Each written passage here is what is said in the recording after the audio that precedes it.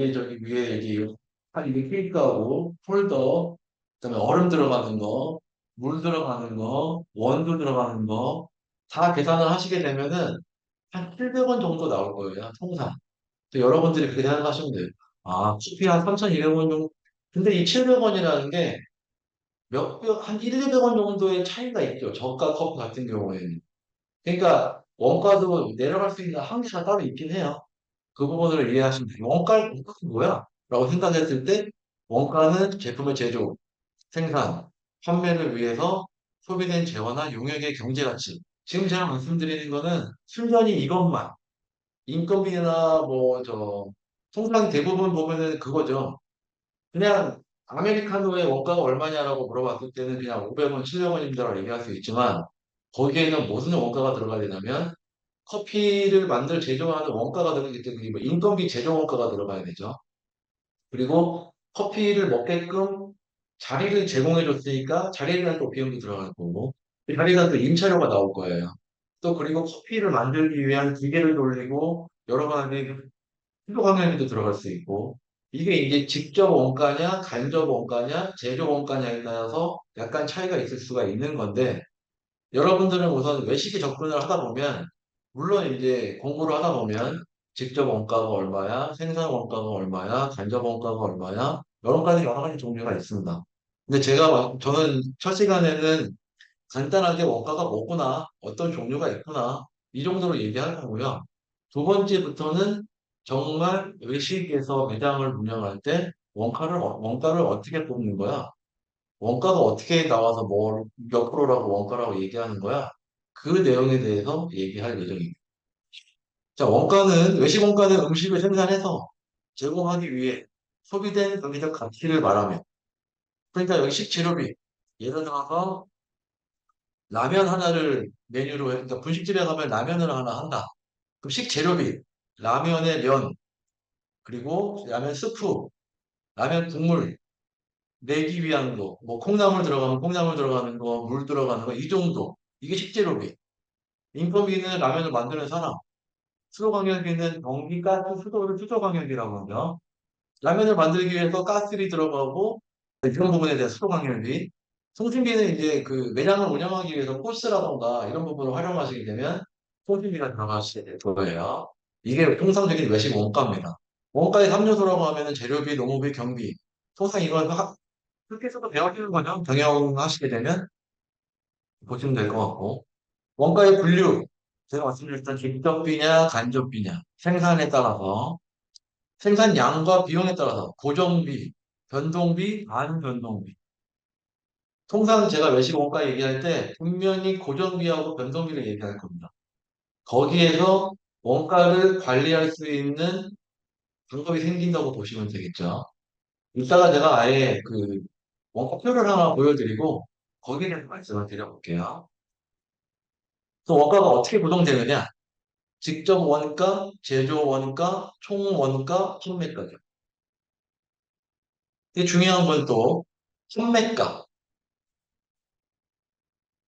커피숍이 여러분들 매체 뉴스 네이버 뉴스나 구글 뉴스나 뉴스 좀 접하시는지 모르겠는데 현재 커피 매장이 프랜차이즈 매장만 12만 개가 있습니다. 작년 말 기준으로 했을 때 커피로만 예를 들면 그리고 현재 자영업 하시는 분 프랜차이즈 포함해서 자영업 하시는 분은 100만 개 정도가 있습니다. 그 중에서 30만 개 정도가 프랜차이즈라고 보시면 되고, 나머지는 그냥 개인적으로 외식업을 하시거나 장사하시는 분이라고 생각하시면 돼요. 그럼 여러분들이 삼겹살집을 하나 한다고 하더라도, 삼겹살집에 대한 경쟁점에 대한 조사가 필요할 거고요. 그럼 경쟁점들이 현재 이런 차별성을 갖고 있는데, 내가 창업을 할 거는 어떤 차별화를 줘서 고객들한테 뭔가 어필할 수 있느냐에 대한 고민을 많이 하셔야 돼요. 첫 번째는. 두 번째가 중요한 게 대부분 그 스타트업이나 요즘에 가장 최근에는 그 마이프차라는 업체가 뭐 몇 억을 투자 받았네. 뭐 외식인이라는 업체가 뭐 어디서 얼마 투자 받았네. 스타트업에서 보면 시리즈 A, B, C, D 뭐 이런 식으로 투자받는 경우가 있어요. 투자를 할 때 투자자 입장에서 사업 계획서를 보면 제일 뭘 먼저 볼까요? 얼마나 차별화가 되어 있느냐, 첫 번째. 두 번째, 그래, 내가 투자를 했는데 언제 정도 되면 BEP가 나올까? 브레이크 이븐 포인트죠, BEP. 언제 되면 여기가 수익으로 좀 더 많이 되기 시작할까? 그 부분에 대한 투자자 입장에서의 개념이 있을 거예요. 그렇게 하려다 보니까 어쩔 수 없이 사업이라는 게 숫자가 들어갈 수밖에 없어요. 숫자에 여러분들은 이제 민감해지셔야 되는 상황이 나오는 거죠. 지금 원가의 구성은 직접 원가, 제조 원가, 총 원가, 판매가예요. 제가 판매가 얘기하다가 잠깐 좀 멈췄는데, 커피 얘기했었죠. 커피가 현재 지금 세 정도의 부류가 있죠. 프리미엄 브랜드, 스타벅스나 뭐 투썸 플레이스나 카멜팜스 여러 이런 프리미엄 정도가 있고, 중간 부류, 이디야, 셀렉터 커피, 여러 그 한 3,200, 300원 정도 하는 정도 수준의 판매가를 기준했을 때 그 정도가 있고요. 재작년부터 유행하고 있는 저가 커피, 메가 커피, 백다와, 컴포즈, 벤티, 그거 말고 뭐 달리는 커피, 뭐 브랜드 말하자면 뭐 한두 곳도 없지 요즘에. 그럼 거기에서 내가 만약에 삼겹살집이나 커피숍이나 이런 걸 했다. 내가 내세울 수 있는 메뉴 가격을 얼마에 할 거야? 그러니까 판매가에 대한 지금 여기 원가 얘기 나왔잖아요. 중요한 거는 판매가를 정할 때 두 가지 방법이 있어요. 첫 번째, 그냥 원가에 의해서 원가가 이 정도 나왔으니까 가격을 이만큼 나는 받아야 된다. 원가에 대한 방법이 있고요. 나는 진짜 좋은 원두로 해가지고 좋은 커피를 만들었는데 내가 만든 커피 원가 계산을 해보니까 5천 원이 넘어요. 그럼 어떻게 팔아야 되죠? 최소한 6,500원, 7,000원 받아야 돼요. 그래서 판매가를 정하는 방법을 경쟁력에 맞춰서 할 거냐, 경쟁에 비해서 포지셔닝을 강화하는 전략으로 갈 거냐, 아니면 나는 내 커피는 어디서도 못 구하고 어디서 먹어보지도 못하고 진짜 맛있는 커피이기 때문에 희소 가치를 놓고 판매가를 정할 거냐. 그 부분이 제일 중요하고. 삼겹살도 요즘에는 뭐 180g, 150g 해가지고 12,000원, 뭐한 만원 하는 게 요즘에 뭐 14,000원, 16,000원 정도 하죠. 그것도 어떻게 보면 신뢰도는 브랜드가 되게 많아요. 그 브랜드를 어느 정도는 직감하셔가지고 이삼겹살 얘네는 뭐 왜 여기는 어떤 컨셉으로 사업을 하고 있는 건가? 여기는 어떤 컨셉으로 하고 있는 건가? 이런 부분에 대한 차별성을 찾으셔야 거기에서 여러분들만의 다른 차별성이 나올 수가 있는 거예요. 근데 그 차별성이라고 하는 게 좀 약간 애매한 게 여러분들은 차별성을 찾았다고 얘기할 수도 있지만 요즘 고객 트렌드가 어떤가도 반영을 해야 된다는 부분이 필요합니다. 그러니까 어렵죠. 사업한다는 게. 네. 근데 그래도 판매가 잠깐 얘기를 말씀을 드렸고요. 이제 이 그래프를 보시면 금방 이해가 갈 것 같아요. 판매가가 맨 오른쪽에 있는데 총 원가, 판매 원가라고 부르고요. 그 옆에 제조 원가, 판매비, 일반 관리비가 들어가고 그 옆에 직접 원가, 제조 간접비가 들어가고 그리고 직접 견비, 노무비, 직접 재료비 이런 식으로 진행이 됩니다. 그리고 중요한 거는 판매가를 어떻게 해서 STP 전략으로 해가지고 여러 가지 브랜드가 있는데 난 포지셔닝을 어느 쪽으로 잡아서 전략적으로 들어갈 거냐 그 부분을 먼저 정하셔야 된다는 부분이 중요하죠. 원가 관리 부분 어느 정도 한 10분 정도 하다가 제가 이제 전문적인 얘기를 조금씩 드릴 거고요. 아마 보드판에 판서를 할 수도 있고 그냥 아마 말로 할 수도 있는데 보드판에 판서를 한다고 해서 여러분들께서 외워야 된다거나 그런 내용은 아닙니다. 근데 원가를 관리하는 방법에는 저렇게 하면 되겠구나라고 이해를 해주시면 될 것 같아요. 원가 관리는 원가 계산을 바탕으로 경영 활동 전반을 합리화하고 원가 절감을 도모하는 경영 활동이에요. 지금 이 문장이 제일 중요해요. 한번 보면 매출이 이게 한 달 매출이 있을 거고요. 임차료가 들어가겠죠, 매장에. 그리고 인건비가 들어가겠죠. 그다음에 식자재가 들어가겠죠. 그다음에 관리비 들어가겠죠. 통상적인 거는 이 안에서 끝납니다. 그러면 통상적으로 임차료를 10%까지 볼게요. 통상 외식의 식자재는 40%예요. 통상. 그런데 35% 정도까지로 낮춰야 되는 게 우리 타깃입니다. 그리고 관리비는 한 5%에서 10% 합니다. 그러면 10, 50, 60이죠. 그러면 40이 남았네요. 인건비를 몇 프로 할 건가가 요즘에 여기에 관련이 상당히 큽니다. 그러면은 임차료를 왜 10%로 했는지 지금 보니까 상권 분석에 대한 예시도 있더라고요. 그러니까 예를 들어서 부동산에 대한 가서 매장을 알아봤다. 그러면 이제 부동산에 대해 소개를 해주겠죠. 아, 이 매장은 몇 평이고요. 보증금이 5천에 300이에요. 그러면 300이 월세란 얘기잖아요. 300이 월세인데 임차료가 통상적으로 외식을 운영하는 저희 운영하는 입장에서는 통상 임차료는 5%에서 7% 정도 봅니다.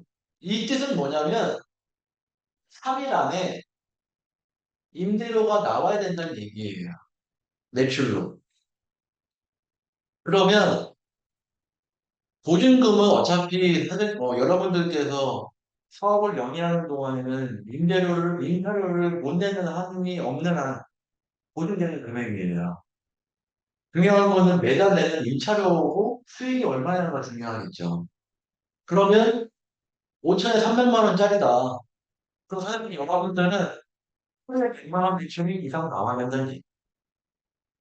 그러면 아까 제가 좀 더 나아가서 임차료는 5%에서 7%가 통상적인 그 조금 잘 효율적인 수준이다라고 생각을 했으니까 그러면 100만 원이 아니라 한 120, 30 정도는 해줘야 잘 되는 거구나. 그게 이제 기본 숙제예요. 1번. 운영하는 데 기본 과제가 3인 안에 자료가 나온다. 첫 번째. 두 번째, 인건비가 만약에 20%다. 순수익이 20%라는 얘기예요. 여러분들께서 사업을 한 달 하셔가지고 1,000만 원 벌었으면은 200만 원은 주머니에 넣으실 수 있다는 얘기예요. 이 뜻은. 근데 중요한 게 여기 있어요. 인건비하고 식자재에 있다는 거죠. 임차료는 지금 여기 아까 보신 것처럼 고정이에요, 고정. 고정비다, 이거는 변동이 안 돼요. 중간에 나 장사 안 된다고 임대인한테 깎아주세요라고 할 수 없잖아요. 이거는 고정비라는 거죠. 그럼 변동비는 여기서 변동을 할 수 있다는 거예요. 얼마나 식자재를 아끼느냐에 따라서 원가가 세이프가 될 수 있고요. 얼마나 인건비를 내릴 수 있느냐에 따라서 아낄 수가 있다는 거예요. 그러면은 오전에 제가 얘기했던 인적 자원 관리에 대한 이해가 되실 거예요. 어떻게 하면 효율적으로 운영을 할 수 있을까? 하나 예로 제가 말씀드리면 제가 예전에 분식 쪽에 몸담았던 적이 있는데 이제 가맹점 저는 이제 프랜차이즈 쪽이 너무 오래 있어서 10평짜리 매장이었어요. 아예 실평 12평. 4인석 테이블 5개 들어가는 자리였어요. 그럼 20석이에요. 오픈할 때 제가 분명히 말씀드렸어요. 매장이 12평이니까 테이블이 몇 개 안 된다. 그래서 여기는 효율적인 운영이 필요하다. 테이블 4개, 5개니까 점심에 잠깐 하면은 바로 꽉 차거든요. 그러면 거기는 제일 중요한 거는 테이블 회전을 얼마나 빨리 시키느냐. 그리고 적은 평수기 때문에 얼마나 적은 사람으로 효율성 있게 움직이느냐. 근데 제가 한 달 후에 다시 방문을 했어요. 그 매장에. 봤더니 매장에 6명이 근무하고 있더라고요. 6명이. 한번 생각해 보세요. 여러분들 백다방이나 저기 메가커피 같은데 조그만 데 매장이 통상 한 10평에서 15평 사이라고 생각하시면 돼요. 그 정도 매장에 근무하는 사람이 6명이 있다고 생각해 보세요. 고객하고 저기 운영하는 사람하고 헷갈려요. 6명 만약에 한 명당 월급이 300만 원이라고 해볼게요. 그러면은 거기 매출에 비하면 6명이면은 300이면은 3주면은 1,800만 원이 나가야 된다는 얘기죠. 1,800만 원은 20분들 매달아서 연간을 하시잖아요. 그럼 거기 대출은 한 달에 얼마 해야 될까요? 제가 말씀드리고 싶은 거는 효율적인 운영 관리가 상당히 중요하다는 거죠. 그래요. 그렇기 때문에 메뉴에 대한 계획부터 시작해서 그리고 아까 전에 제가 오전에 말씀드렸던 요즘에 일하시는 인력들의 현황, 요즘 일하시는 분들이 어떻다. 그런 부분들에 대한 내용들인 거. 그다음에 원가 이제 슬슬 얘기할 건데 제가 보기에는 원가는 다음 시간에 말씀드리는 게 나을 것 같은데 한 번 시작하면 좀 많은 얘기가 왔다 갔다 할 거라서 실제의 원가는 제가 다음 시간에 얘기할 거고요. 인건비가 여기 20%라고 되어 있는데 요즘에 인건비 20%로 하시면은 정말 운영 잘하시는 거예요. 요즘에 통상 30% 이상 나옵니다. 인건비가. 이게 10%만 올라간다고 생각할게요. 그러면은 여기 수익이 10% 떨어져요. 그러면 TV에서 맨날 나오는 거 있죠. 밥값은 내렸는데 왜 판매가는 안 내리냐. 커피 원두 예전에 코로나 때 수출 수입 힘들어가지고 원두값 올라간 건 알겠는데 이제 엔데믹이 돼가지고 그런 건 아무 문제가 없는데 왜 가격을 올리면 올리지 왜 내리질 않느냐 이런 부분에 대해서 조금씩 이해가 가실 수 있을 것 같아요. 인건비는 계속 올라가고 있거든요. 아까 전에 제가 계속 말씀드리지만 국민 총소득이 올라가고 있어요. 그럼 그만큼 소득 수준이 올라간다는 거예요. 그러면 그만큼 생각하는 수준이 올라간다는 얘기예요. 그러면 그 분들께서 현장에 있는 이 움직이는 일을 하시려고 하실까요? 아니거든요. 아니면 인건비가 올라가겠죠. 그분들을 쓰려면. 그렇기 때문에 판매가가 쉽게 못 내려가는 거예요. 올라가냐 올라가는 거지. 통상적으로 이런 시스템이라는 거. 우선 뭐 보면은 이 관리비 안에 관리를 조절할 수 있는 부분이 있습니다. 어, 여러분이 기획하는 브랜드나 업종이나 사업에는 들어갈지 모르겠지만 통상 요즘에는 배달해야 되거든요. 여러분도 다 배달의 민족이나 요기요나 쿠팡이츠나 시켜본 경험이 있으시거나 집에서 다른 가족이 시켜가지고 드셔보신 경험이 있으실 거예요. 통상 요즘에는 50평이나 이렇게 막그 삼겹살집, 술집 이런 정도의 홀 메뉴의 주된 구성이 아니라면 통상 대부분 배달이 빠집니다. 그럼 배달 수수료가 여기 들어갑니다. 관리비. 여러분들께서 배민도 마찬가지고 좀 제가 너무 광범위하게 얘기할 수도 있는데 배달에 관련해서도 제가 얘기하려면 한 시간 넘게 얘기할 수 있어요. 배달의 민족만 하더라도 안에 종류가 너무 많아요. 배민 원도 있고요. 1인분도 있고 포장도 있고 깃발을 꽂는 것도 있어요. 그리고 배민 같은 경우에는 그 안에서도 가게를 그게 되게 더 다른 데 샤인샵으로 오픈할 수가 있어요. 그런 부분에 대해서 이 관리가 여기 들어가기 때문에 배달팁이 왜 고객한테 부과가 되는 거냐? 그 부분도 원가하고 관련이 있다고 생각하시면 될 것 같아요. 요기요 익스프레스, 쿠팡이츠, 예전에 지금 배달비가 그 소상공인 쪽에서 배달비가 너무 올라간다, 수수료 부담이 많다고 하니까 이런 여론들이 형성이 돼서 배달민족 본사에서 한집 배달을 이제 대행 원을 하다가 알뜰리를 꼽잖아요. 제가 현업에서 근무한 소상공인들 얘기를 들어보면 솔직히 뭐 알뜰 배달 하는 거나 예전에 그냥 배민 하는 거나 솔직히 그 시스템은 달라는 게 없거든요. 근데 아직도 배달비나 이런 부분에 대해서는 부담을 갖고 있다. 그런데 경쟁이 너무 심해지다 보니까 여러분들 배민의 배달의 민족 한번 어플을 까셔가지고 주소를 현재 대기나 아니면 현재 있는 뭐 장소를 기준으로 GPS를 해서 한번 들어가 보세요. 카테고리가 원래는 그렇게 많지 않았어요. 처음에는. 처음 배달의 민족이 처음에 스타트업으로 시작을 할 때에는 지금은 뭐 보니까 1인분, 뭐 저기 찜, 탕 따로 있고, 아시안 따로 있고, 치킨 따로 있고 이런 식이었던데 예전에는 그렇게 카테고리가 많지 않았거든요. 근데 요즘에는 경직이 너무 심하다 보니까 그러면 고객 입장에서 뭐가 좋을까요? 배달비를 안 내는 게 좋겠죠. 그럼 이제 그쪽에 이제 고객들이 먼저 본다는 거죠. 그럼 이게 마케팅과 시장의 원가, 메뉴 판매가 이게 제가 말씀드린 것처럼 밸런스가 완전 풀어내야 된다는 거예요. 이 밸런스 맞추는 게 쉽지가 않죠. 그래서 외식업이라는 거는 뭐 통상 말을 할 때 종합적인 사업이다. 여기는 진짜 모든 걸 다 알아야 된다. 그렇게 얘기들을 많이 합니다. 원가 계산이라는 부분 한번 읽어보시고요. 원가 관리의 목적을 한번 보시면 판매가의 조정, 판매가 얼마 받을 거냐, 얼마 받아야 최소한 얼마는 받아야 남을까, 그 운영 예산을 얼마 해야 내가 남을까. 지금 예산이 어느 정도 남는데 키오스크를 구매할까? 아니면 테이블 오더를 구매해가지고 인건비를 좀 늘려볼까? 이런 새로운 기기의 구입, 시설 개선. 요즘에 구글이나 핀터레스트나 인스타그램이나 이렇게 검색하시게 되면 김밥도 잘라주는 기계가 있고 김밥도 말아주는 기계가 있고요. 덮밥 같은 종류에도 볶아주는 기계가 있습니다. 그리고 요즘에 그 치킨 튀겨주는 기계 있는 거 보셨죠? 교촌 치킨아마 그런 치킨이 들어갈 거예요.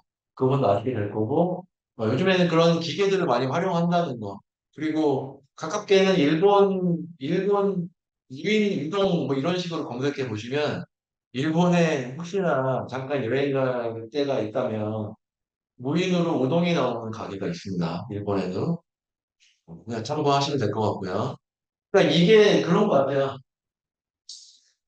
고객한테 서비스를 이 정도에서 운영을 해주면서 수익을 어느 정도에 남겨서 계속 갈 거냐. 두 번째, 매장의 서비스는 이 정도가 나오는데 고객한테 이 가격을 그대로 가는 게 맞냐, 내리는 게 맞냐, 올리는 게 맞냐. 여러 가지 고민이 생길 수가 있습니다. 그 고민에 대한 해답을 드리는 것보다는 그 고민을 계속 해보시는 게 어떻게 보면 여러분들한테는 이제 더 보탬이 되고, 물론 이거에 대한 답은 없습니다. 답이 뭐, 올리는 게 맞습니다. 내리는 게 맞습니다. 그거는 그때의 사회적인 트렌드에 따라 다릅니다. 그렇기 때문에 그 부분 잡고 보시면 될 것 같아요.